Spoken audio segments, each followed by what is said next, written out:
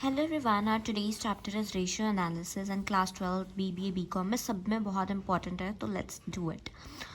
तो basically ratio को हम क्यों स्टडी करते हैं? It is basically a tool which is used by managers for analysis of financial statements.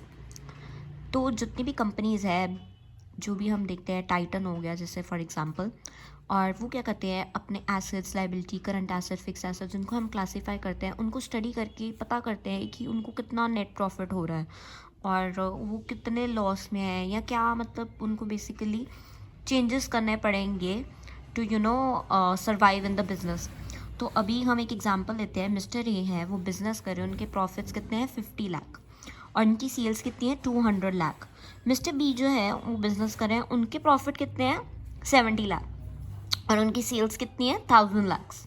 अभी नेट प्रॉफिट हम किस तरह से स्टडी करते हैं? नेट प्रॉफिट निकालने के लिए सबसे पहले हम ऊपर प्रॉफिट की जो भी रेशियो है और नीचे हम लेते हैं सेल्स इनटू 100। ठीक है, ये ध्यान रखना है आपने। न्यूमरेटर में हमेशा प्रॉफिट रहेगा और डिनोमिनेटर में सेल्स इनटू 100। तो अभी हमने नेट प्रॉफिट निकाला ए का 50 लाख बाय 200 लाख इंटू 100। अच्छा, तो इसकी परसेंटेज आती है 25%। ठीक है, और बी के बिजनेस की सिमिलरली हमने न्यूमरेटर में प्रॉफिट रख के नीचे सेल्स रख के इंटू 100 किया तो आती है 7%। अभी किसकी प्रॉफिट ज़्यादा है? ए की, ये प्रॉफिटेबल है और बी इससे कम है। तो अगर हम इसका कंपैरिजन करें तो हम इसमें लूप होल भी ढूंढ सकते हैं कि वो ऐसे क्या कर रहा है कि उसका बिजनेस ज़्यादा अच्छा चल रहा है। अभी हम देखेंगे कितनी तरह की रेशियोज होती हैं। तो देखो, रेशियोज होती हैं, हम ये 12th के हिसाब से मैं आपको बता रही हूँ, क्लास 12th के हिसाब से। ठीक है, तो इसमें हम स्टडी करेंगे liquidity ratio, solvency ratio, activity ratio और प्रॉफिटेबिलिटी रेशियो।